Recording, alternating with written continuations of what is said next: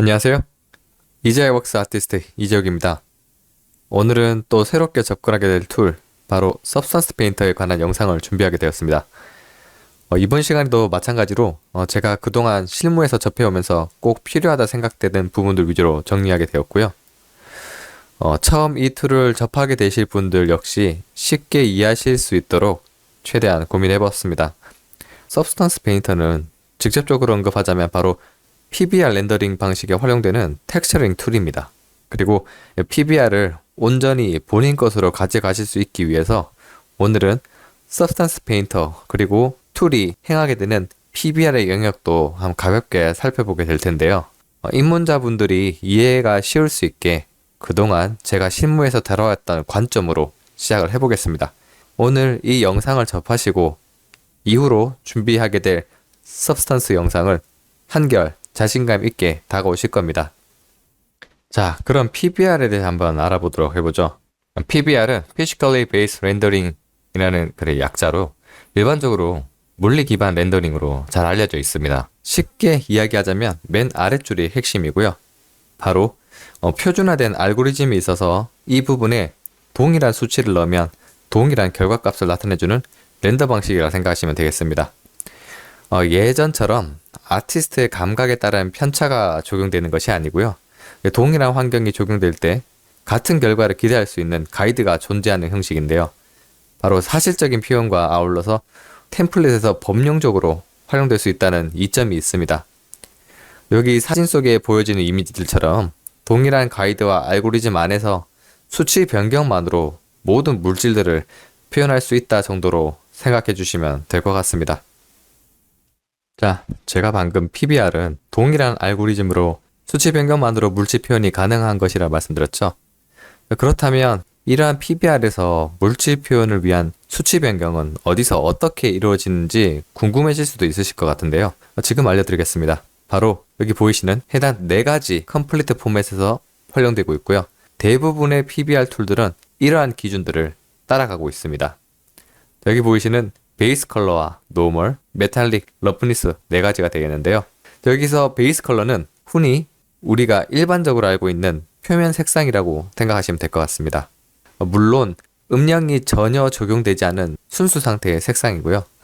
앞으로 튜토 영상을 다뤄가면서도 여러 번 언급하게 될 영역이기도 합니다. 또 다른 한 가지는 노멀 하이트 맵인데요. 바로 실질적인 입체감을 나타내주는 수치이자 속도가 되는 맵입니다.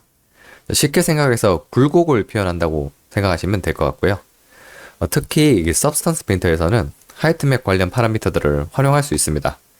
이 부분 역시 집중적인 영상을 다뤄갈 때 함께 다뤄볼 수 있도록 하겠습니다. 그리고 중요하게 작용할 수 있는 2가지가 바로 메탈릭이랑 러프니스인데요.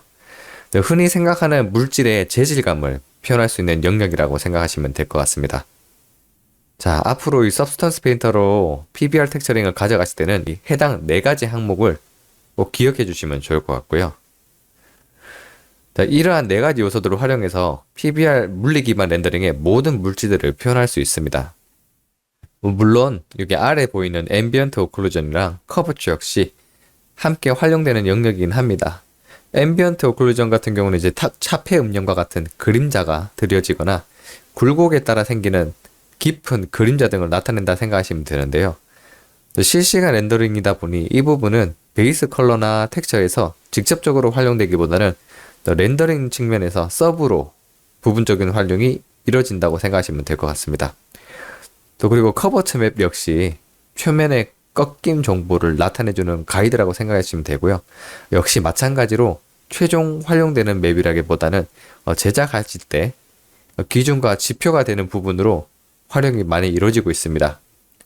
하지만 이 커버처 맵 같은 경우에는 이제 앞으로 디테일한 작업에서 중요하게 활용되는 가이드 맵인 만큼 제가 실무 영상 때 또 따로 한번 깊게 다뤄볼 수 있도록 할 겁니다. 방금 언급드린 대로 물질 표현에 가장 많은 영향을 주게 되는 이 2가지 항목에 대해서 다시 한번 가볍게 살펴보자면요. PBR에서는 이 부분에 대해 특히나 중요하게 다가올 수 있기 때문에 이번 시간을 통해서 확실하게 인지해둘 수 있으면 좋습니다. 그리 어려운 부분이 아니기도 하고요. 나중에 실무적인 관점에서 모든 내용적인 면에서 기반이 되기 때문에 지금 충분히 이해해 두시면 매우 좋습니다. 메탈릭은 현재 금속과 비금속을 나눠주는 절대값 정도로 생각해 주시면 됩니다. 통상적으로 검은색처럼 보이는 0, 그리고 흰색으로 보여지는 1, 두 가지가 존재하고요. 물론 중간 수치로 인해서 여러 재질처럼 변화되는 것으로 보일 수 있지만 물리적으로는 0 아니면 1, 두 가지로만 규정하는 것이 좋습니다. 물론 비닐이나 또 실크라던가 이런 광택적인 부분이 드러나는 특정 재질감에서는 변화값을 줄 수 있습니다만 일반적인 이해로는요, 여기 금속이냐 아니냐로만 정의되는 것이고 나머지는 밀도로 인해서 육안으로 보여지는 수치가 중간 형태로 비춰지는 것이라고 이해하시면 될 것 같습니다. 여기 보이시는 이 이미지의 왼쪽 하단은 비금속 상태일 때의 거칠기, 즉 러프니스의 변화를 나타내주고 있고요.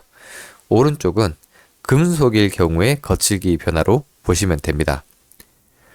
이 역시도 거칠기, 이 러프니스는 검은색 가까운 0이 될수록 이렇게 정제된 느낌으로 주변에 대한 반사 수치가 높게 나타나고요.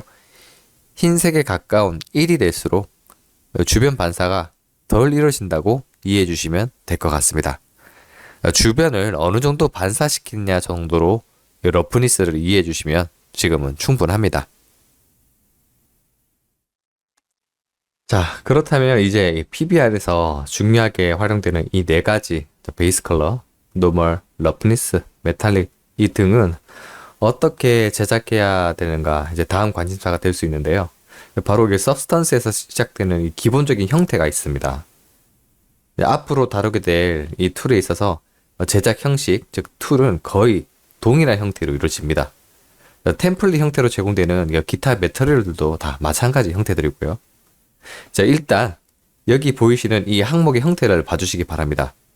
A 항목 그리고 B 항목으로 이루어지는데요.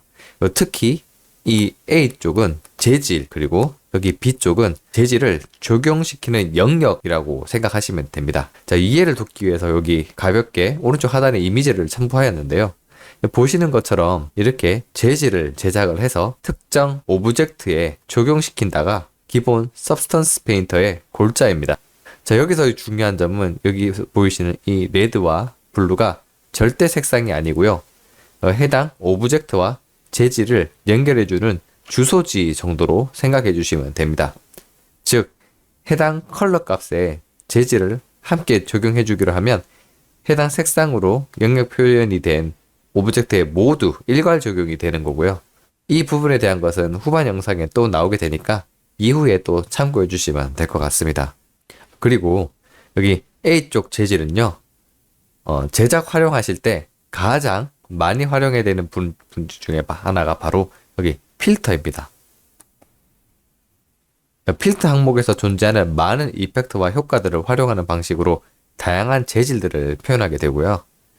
이렇게 제작되는 A쪽 재질에서 바로 컴플리트 맵들인 베이스 컬러, 노멀, 메탈릭, 러프니스 등등 모두 이곳 A 영역에서 결정되게 됩니다.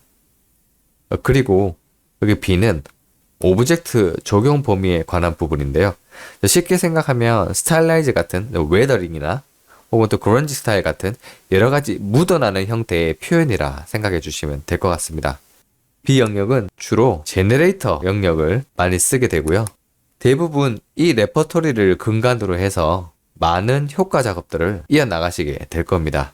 자, 지금까지 어떤 식으로 재질을 제작해서 적용하는지 구조를 살펴보게 되었고요. 이번에는 최종적으로 생산하게 되는 컴플리트 맵들이 어떠한 워크플로우로 진행되는지 한번 전체적인 관점에서 살펴보도록 해보겠습니다. 해당 이미지를 보시면 대략적으로 서브스턴스 페인터가 어떠한 방식으로 운영되는지 살펴보실 수 있는데요.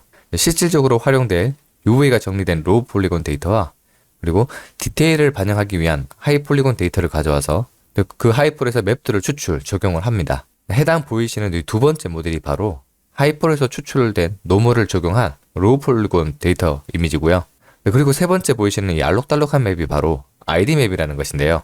바로 방금 전 언급했던 각 오브젝트의 주소 정보라 이해해 주시면 됩니다. 자, 이 맵을 기반으로 해서 각각 여러 가지 재질들을 제작해서 집어넣어 주시면 맨 오른쪽과 같은 최종 결과물을 얻게 되는 것입니다. 그럼 이제 실무적인 관점에서 서브스턴스 페인터가 텍스처를 생성하는 과정에 대해서 조금 더 자세하게 살펴보도록 해보겠습니다.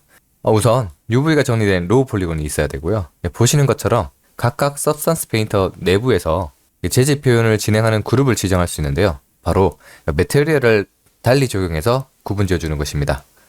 이것은 앞서 언급드렸던 ID 컬러 맵과는 다른 것이고요. 중요한 점은 이렇게 매테리얼을 달리 적용시켜주면 제작 테이블이 구분 지어지게 되고요. 그리고 동시에 최종 생산되는 텍스처들도 함께 구분 지어지게 됩니다. 즉 이제 치마나 상의 각각 다르게 매테리얼을 적용하면 치마, 상의는 각각 따로 이런 재질을 적용하는 작업을 해주게 되고요.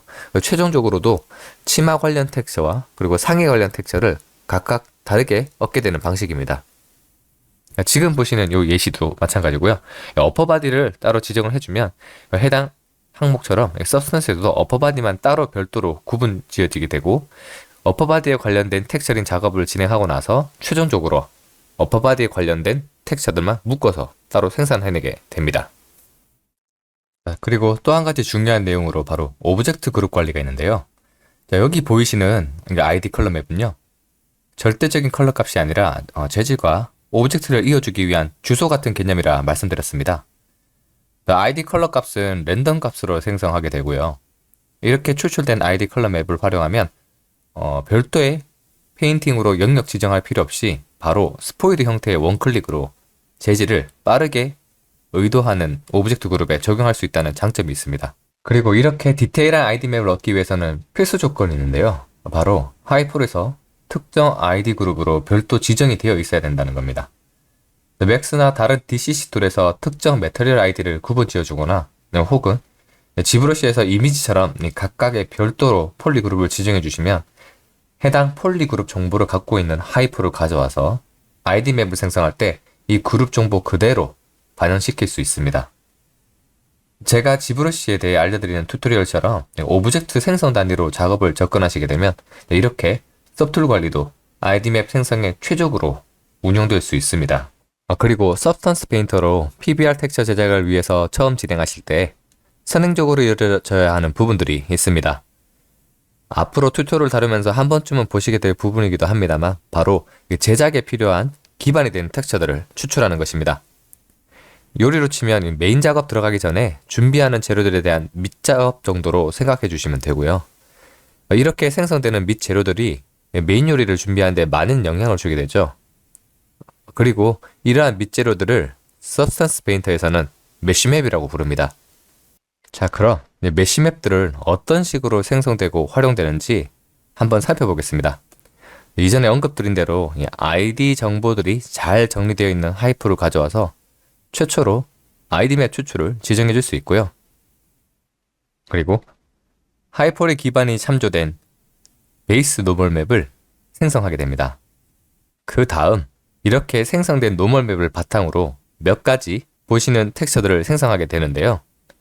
이 맵들이 바로 제작 진행을 위해서 참조될 밑 재료들입니다. 이 텍스처들은 최종 텍스처로 활용되는 것이 아니라 중간 과정에서 가이드 역할과 기준이 되는 역할이 주가 되는 텍스처들이고요. 자, 여기서 보이시는 포지션이나 thickness 같은 맵들은 서브스턴스 환경의 월드축을 기준으로 생성해 두는 것이 중요합니다. 나중에 제네레이터의 물리 표현이나 레버리지를 활용해서 파라미터를 변경할 때 그대로 반영되기 때문인데요. 나중에 별도로 이 부분에 대해서는 한번 또 다뤄볼 수 있도록 영상도 준비해 보겠습니다. 자, 그리고 이러한 맵들을 활용해서 페인터 제작 과정을 거치면 오른쪽과 같은 컴플리트 맵들을 추출하시게 됩니다. 그리고 앞으로는 이곳 제작 과정에 대해서 하나씩 알아가 볼 예정이고요. 초반 영상부에서 중요하게 언급했던 4가지 텍스처 항목이랑 또 서브 항목 텍스처 모두 최종 아웃풋 형태로 얻으실 수 있고요. 이는 바로 언리얼과 같은 엔진에서도 직관적으로 활용하실 수 있습니다.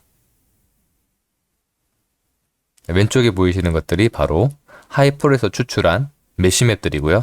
이러한 맵들을 밑재료를 활용을 해서 여러가지 작업을 거치신 이후에 오른쪽과 같은 최종 아웃풋을 얻게 되는 겁니다. 자, 이것이 바로 서브스턴스의 기본 운용이고요. 앞으로 이 부분에 대해서 차근차근 하나씩 알아가 볼 수 있도록 해보겠습니다. 자, 어떠셨나요? 오늘은 이렇게 substance를 앞으로 다뤄가기 위해서 필요한 PBR의 개념과 이해, 그리고 substance를 어떤 식으로 운영하게 되는지와 그에 대한 몇 가지 항목들을 사례와 함께 살펴보는 시간을 가져보았습니다. 다음에는 실무적인 형태로 좀 더 디테일하게 접근해 볼 수 있도록 할 예정이니까요. 오늘 영상을 기준으로 PBR 텍스처링도 확실하게 본인 것으로 가져가실 수 있는 계기가 되셨으면 합니다. 앞으로 꾸준히 진행하게 될 지브러시 하이폴 튜토리얼과 연계해서 최종 단계로 가기 위해서 텍스처링 부분에서는 필수로 가져가게 될 워크플로우입니다. 자, 그럼 오늘도 긴 영상 시청해 주셔서 감사드리고요. 다음 영상에서 또다시 좋은 컨텐츠로 찾아뵐 수 있도록 하겠습니다. 감사합니다.